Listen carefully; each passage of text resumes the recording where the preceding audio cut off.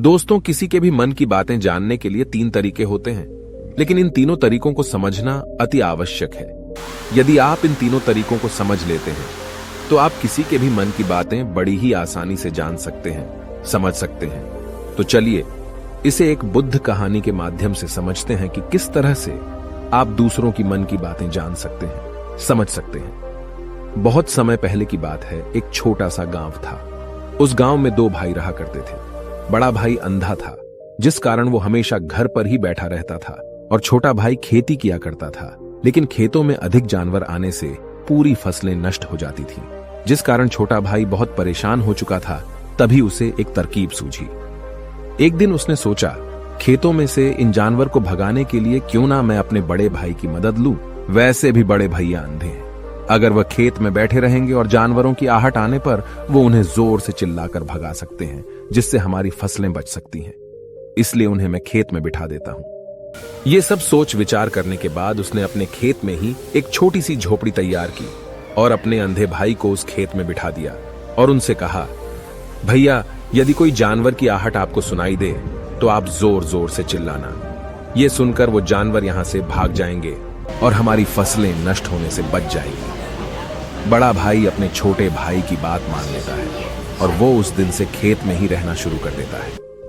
जब भी किसी जानवर की आहट उसे सुनाई देती तो वो तुरंत जोर जोर से चिल्लाना शुरू कर देता, जिससे वो जानवर उसके खेतों से भाग जाते। ऐसा करते करते कई दिन बीत चुके थे।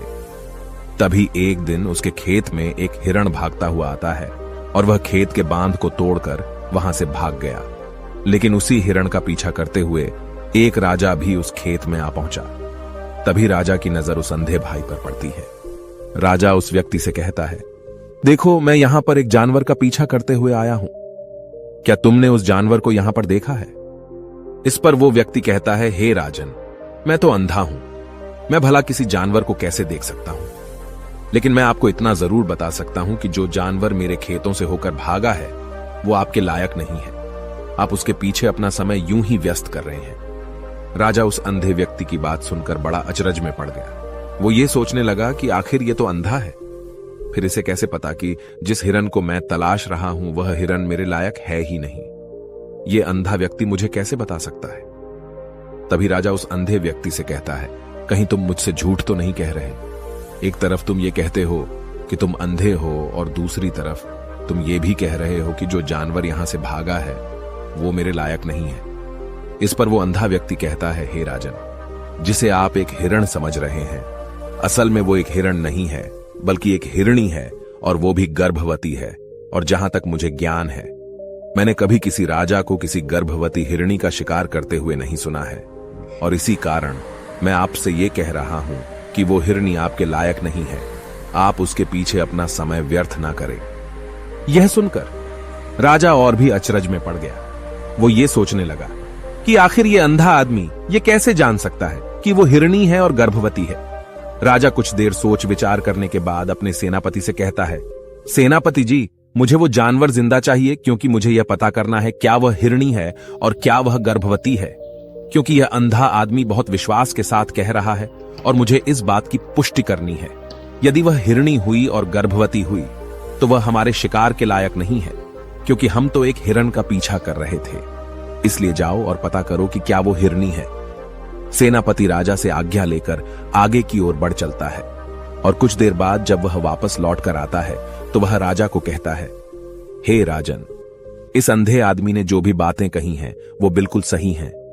वो एक हिरणी ही है और वह गर्भवती भी है। यह सुनकर राजा आश्चर्यचकित रह गया। उसे समझ नहीं आ रहा था कि आखिर अंधा आदमी कैसे पता कर सकता है कि वह जानवर एक हिरणी है, और तो और वह गर्भवती है। भला एक अंधा आदमी यह कैसे देख सकता है? यह कैसे जान सकता है? आखिर इसे यह कैसे पता चला? ऐसे कई सारे प्रश्न अब राजा के मन में उमड़ने लगे। अब राजा ने यह ठान लिया था कि मुझे इस बात की तह तक पहुंचना ही है कि आखिर यह अंधा आदमी कैसे जानता है कि वह जानवर एक हिरणी है। यह सोचकर राजा उस अंधे आदमी के पास जाता है और उस अंधे आदमी से कहता है, देखो, मैं ये तो नहीं जानता कि तुम सचमुच अंधे हो या नहीं, लेकिन मैं तुमसे एक बात जानने आया हूं। क्या तुम मेरे प्रश्न का सही सही जवाब दोगे? इस पर अंधा व्यक्ति कहता है, हे राजन, आप जो कुछ पूछना चाहते हैं मुझसे पूछ सकते हैं, मैं आपको बिल्कुल सच सच जवाब दूंगा। इस पर राजा कहता है, देखो, एक तो तुम कहते हो कि तुम अंधे हो और दूसरी तरफ तुमने यह बता दिया कि जिस जानवर का पीछा मैं कर रहा हूं वह एक हिरणी है, और तो और वह गर्भवती भी है। आखिर तुम्हें यह कैसे पता चला?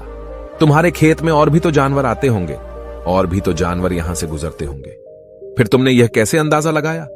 तभी वह अंधा व्यक्ति राजा से कहता है, हे राजन, आप जिस हिरणी का पीछा कर रहे थे वही हिरणी जब मेरे खेत में आई, उसकी रफ्तार और उसके भागने की आहट से मुझे यह एहसास हो चुका था कि यह एक हिरणी है, और मेरे खेत की जो बांध है वह बहुत छोटी है, उसकी ऊंचाई ज्यादा नहीं है। यदि कोई हिरण होता तो उस बांध को बड़ी आसानी से लांघ जाता, लेकिन वह हिरणी इस बांध को तोड़कर भागी है, और यदि वह इस बांध को छलांग लगाकर पार करने का प्रयास करती तो इससे उसके बच्चे को खतरा होता, और इसी बात से मैंने यह पता लगा लिया कि वह गर्भवती है। इस कारण वह ज्यादा ऊंची छलांग न लगाकर मेरे खेत की बांध को तोड़ते हुए भाग गई। इस पर राजा के मन में एक और प्रश्न उठा। राजा ने कहा, किंतु तुम्हें कैसे पता चला कि वो एक हिरणी ही है? और भी तो कोई जानवर यहां पर आ सकते हैं। इस पर वो अंधा व्यक्ति कहता है, हे राजन, मैं पूरा दिन सुबह शाम यहीं पर बैठा रहता हूं, और मेरी सुनने की शक्ति बहुत तेज है।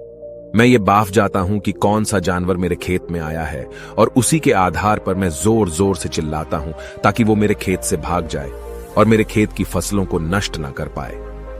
राजा उस अंधे आदमी का यह जवाब सुनकर पूरी तरह से संतुष्ट हो चुका था। वो मन ही मन ये सोच रहा था कि आदमी भले ही अंधा हो, लेकिन ये तो बड़ा ज्ञानी मालूम पड़ता है। इस आदमी से कुछ ना कुछ तो काम निकलवाना ही चाहिए। ये विचार लिए हुए राजा वहां से वापस अपने महल की ओर लौट जाता है। राजमहल पहुंचते ही राजा उस अंधे व्यक्ति से कहता है, आप तो बड़े ज्ञानी व्यक्ति है, आपको किसी भी बात का पता बड़ी आसानी से चल जाता है। आज मैंने आपको यहां पर इसलिए बुलाया है क्योंकि मैं आपसे ये जानना चाहता हूं कि मेरी पत्नी पतिव्रता है या नहीं। इस पर वो अंधा व्यक्ति कहता है, हे राजन, ये कैसा प्रश्न हुआ? इस पर राजा कहता है, मैंने आपसे बिल्कुल उचित प्रश्न किया है, मुझे इस प्रश्न का उत्तर दीजिए। इस पर वो अंधा व्यक्ति कहता है, हे राजन, ये सारी बातें जाने दीजिए। आपकी शादी को इतने साल बीत चुके हैं और अब आप ये बात क्यों जानना चाहते हैं? आपके मन में ऐसे प्रश्न क्यों उठ रहे हैं? इस पर राजा जिद करते हुए कहता है, देखिए, आपको मुझे इस प्रश्न का उत्तर तो देना ही होगा। यदि आप मुझे इस प्रश्न का उत्तर नहीं देंगे तो मैं आपको मृत्युदंड दे दूंगा।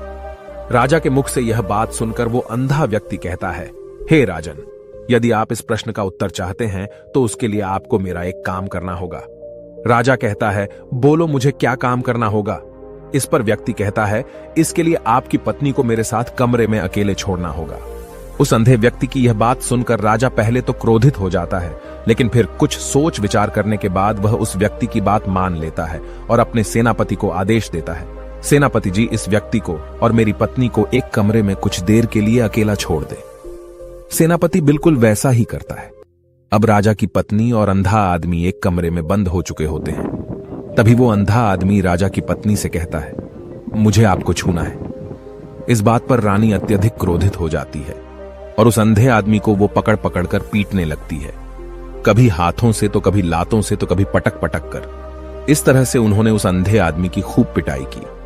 उसके बाद किसी तरह से वह अंधा आदमी अपनी जान बचाकर वहां से भाग निकलता है और वह राजा के पास पहुंचता है और वह राजा से कहता है, हे राजन, आपकी पत्नी पतिव्रता नहीं है।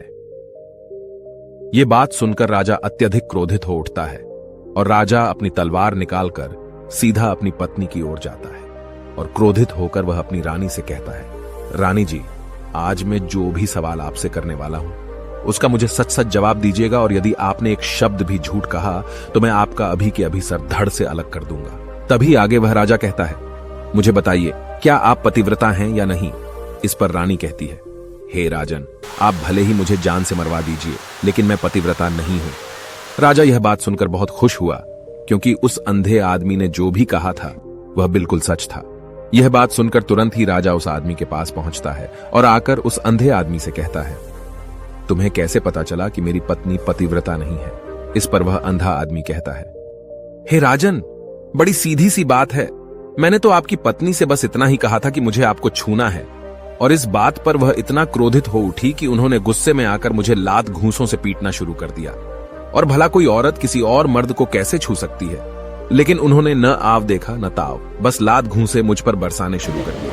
वह भी तो एक छूना ही हुआ, और एक पतिव्रता नारी कभी भी पराये मर्द को नहीं छूती। जब मैंने उसे छूने के लिए कहा था तो वह उस वक्त मुझे मना कर सकती थी, लेकिन उन्होंने तो मुझे पीटना शुरू कर दिया और देखते ही देखते उन्होंने मेरे पूरे शरीर को छू लिया। अब आप ही बताइए, ऐसी स्त्री भला पतिव्रता कैसे हो सकती है? इस पर राजा कहता है, तुम तो बड़े ज्ञानी मालूम पड़ते हो। अच्छा ठीक है, चलो तुम मेरे एक प्रश्न का और जवाब दो। यदि तुमने मुझे इस प्रश्न का सही जवाब दे दिया तो मैं तुम्हें यहां से जाने दूंगा।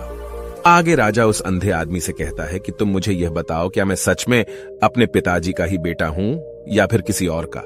इस पर वह अंधा भी कहता है, हे राजन, इस बात से आपका क्या लेना देना? आप किसी की भी औलाद हो, आखिर आप हैं तो इस राज्य के राजा, इसलिए इस प्रश्न को जाने दीजिए। लेकिन राजा कहता है, नहीं, मुझे इस प्रश्न का सही जवाब चाहिए, अन्यथा यह प्रश्न मुझे हमेशा परेशान करता रहेगा। इसलिए मैं इसका सही जवाब जानना चाहता हूं। यदि तुम इसका सही जवाब दे देते हो तो तुम यहां से जा सकते हो, मैं तुम्हें नहीं रोकूंगा। इस पर वह अंधा आदमी कहता है, हे राजन, इसके लिए तो मुझे आपके मां के पास भी जाने की कोई आवश्यकता नहीं है। मैं आपको अभी यह बता सकता हूं कि आप किसकी औलाद हैं, लेकिन उससे पहले मैं चाहता हूं कि आप मुझसे एक वादा करें कि आप मुझ पर क्रोध नहीं करेंगे। राजन ने कहा, मैं तुमसे वादा करता हूं, मैं तुम पर क्रोध नहीं करूंगा। इसके बाद वह अंधा आदमी राजा से कहता है, हे राजन, आप है तो अपने ही पिता के पुत्र, लेकिन आप पर एक कंजूस सेठ की छाया पड़ी हुई है। यह सुन राजा बहुत क्रोधित हो उठा और वह तुरंत तलवार निकालकर अपनी मां के पास जा पहुंचा। वह वहां पर पहुंचने के बाद अपनी मां से कहता है, मां, मुझे सच बताइए, क्या मैं अपने ही पिता का पुत्र हूं या नहीं? यदि आपने मुझे सही नहीं बताया तो वह यहीं पर अपने प्राण त्याग दूंगा। मुझे बताओ क्या सच है? इस पर उस राजा की मां कहती है, बेटा, तू है तो अपने ही पिता का पुत्र, लेकिन तुम्हारे ऊपर एक कंजूस सेठ की छाया पड़ी हुई है। जब मैं एक बार नहाने के बाद अपना मुंह आईने में देख रही थी, तभी उस कांच के पीछे मुझे एक कंजूस सेठ नजर आता है और उसी की छाया तुम पर पड़ चुकी है। यह सुन राजा बहुत खुश हो जाता है और वह तुरंत दौड़ा वापस उस अंधे आदमी के पास पहुंचता है और उस अंधे आदमी से कहता है, तुम्हें यह कैसे पता चला कि मुझ पर एक कंजूस सेठ की छाया पड़ी हुई है? इस पर वह आदमी कहता है, हे राजन, आपने मुझसे कई सारे सवाल पूछे जिनका जवाब मैंने आपको सही दिया है। यदि कोई और राजा होता तो मुझे इसके बदले में ढेरों सारे इनाम मिल चुके होते, लेकिन अब तक आपने एक फूटी कौड़ी तक नहीं दी है। इस बात से ही मैंने अंदाजा लगा लिया था कि आप बहुत कंजूस हो।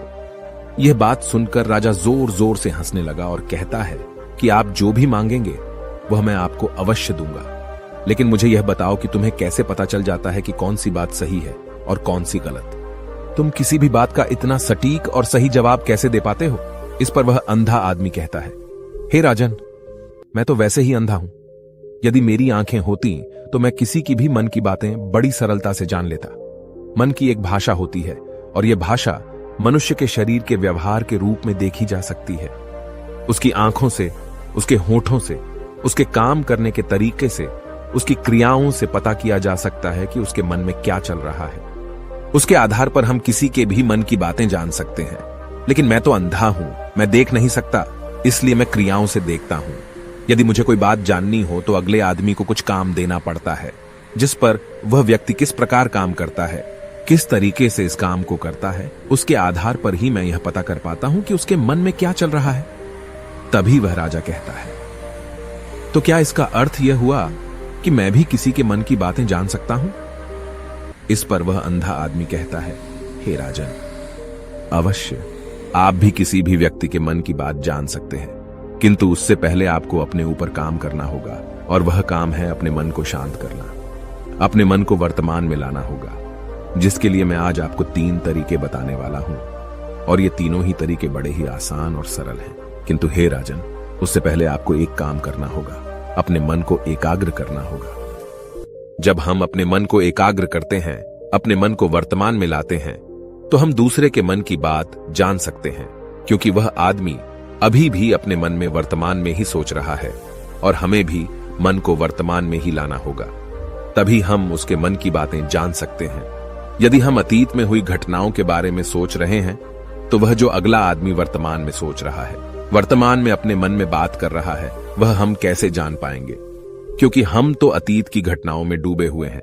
इसलिए किसी के भी मन की बात जानने के लिए सबसे पहले हमें हमारे मन को एकाग्र करना होगा, उसे वर्तमान में लाना होगा। आगे वह व्यक्ति राजा से कहता है, हे राजन, जो 3 तरीके मैं आपको बताने वाला हूं, इन 3 तरीकों से बड़ी आसानी से किसी के भी मन की बातें जान सकते हैं। उसके बाद वह अंधा आदमी राजा से कहता है, हे राजन, जो सबसे पहला तरीका है वह है आंखों पर ध्यान देना। किसी व्यक्ति से बात करते वक्त उसकी आंखों में देखना, उसकी आंखों पर ध्यान देना जो सबसे ज्यादा जरूरी है, क्योंकि आंखें बोलती नहीं पर बहुत कुछ कह जाती हैं। यदि हम किसी व्यक्ति की आंखों के इशारों को समझना सीख जाएं, हम यह जान पाएंगे कि व्यक्ति के दिमाग में क्या चल रहा है, वह क्या सोच रहा है और अभी वह क्या करने वाला है। मेरे पास आंखें नहीं हैं, लेकिन मैंने अपने गुरु से यह विद्या सीखी है, क्योंकि बहुत सालों पहले मेरे पास आंखें थीं और मैं उस वक्त लोगों के मन की बातें केवल उनकी आंखों से ही जान लेता था।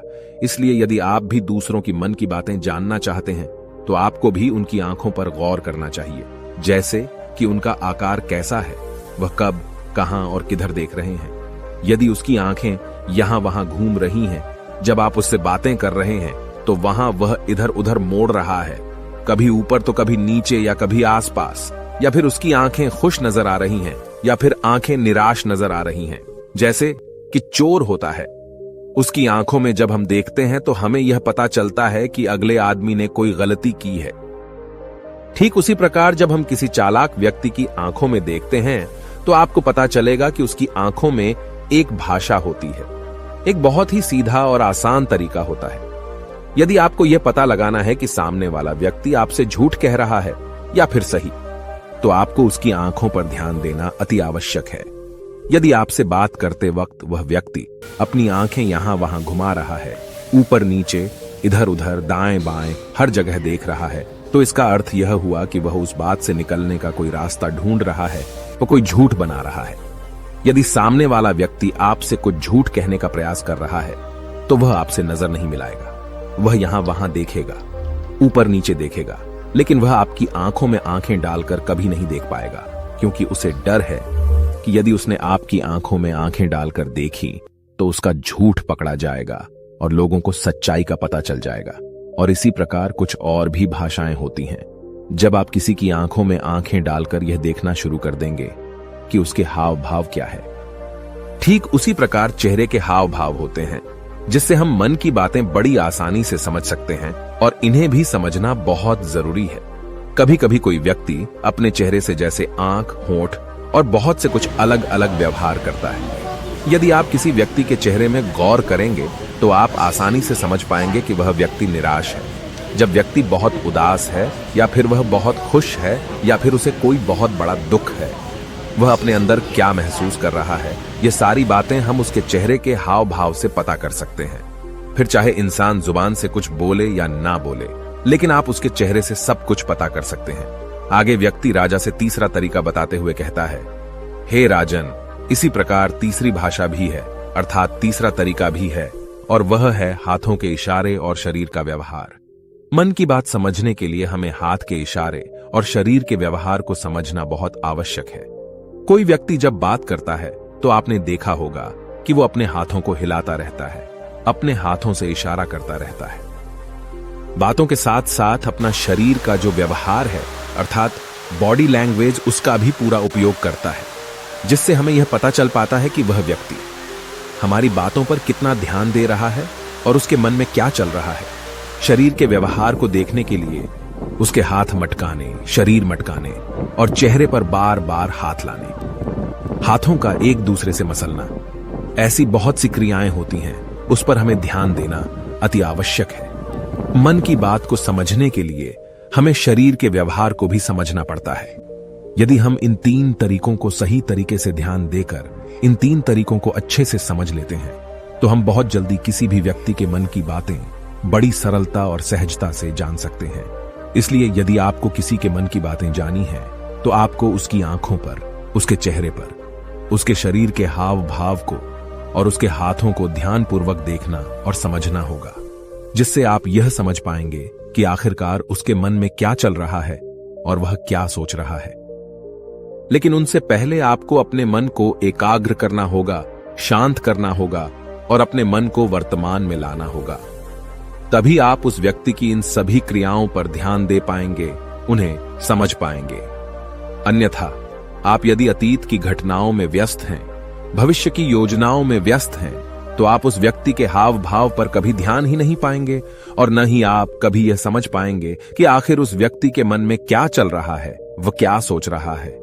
आपने देखा होगा कि ऐसे कई बड़े संत महात्मा हैं जो बड़ी ही शांति से आपको देखते हैं और आपको देखकर ही ये बता देते हैं कि आपके मन में क्या चल रहा है, आप उनसे क्या जानने आए हैं। और इसका सबसे बड़ा प्रमुख कारण यही है कि वह आपको पढ़ सकते हैं, आपको समझ सकते हैं, आपकी मन की बातें जान सकते हैं, क्योंकि उनका मन एकाग्र है, शांत है। और यही कारण है कि वह आपके मन की बातें बड़ी सरलता से समझ जाते हैं। यदि आपने अब तक पूरी कहानी को सुना है तो मैं आपसे एक छोटा सा अनुरोध करना चाहता हूं। कृपया इस चैनल को सब्सक्राइब करें ताकि मैं आपके लिए और भी ऐसी ही ज्ञान से भरपूर कहानियां लेकर आ सकूं।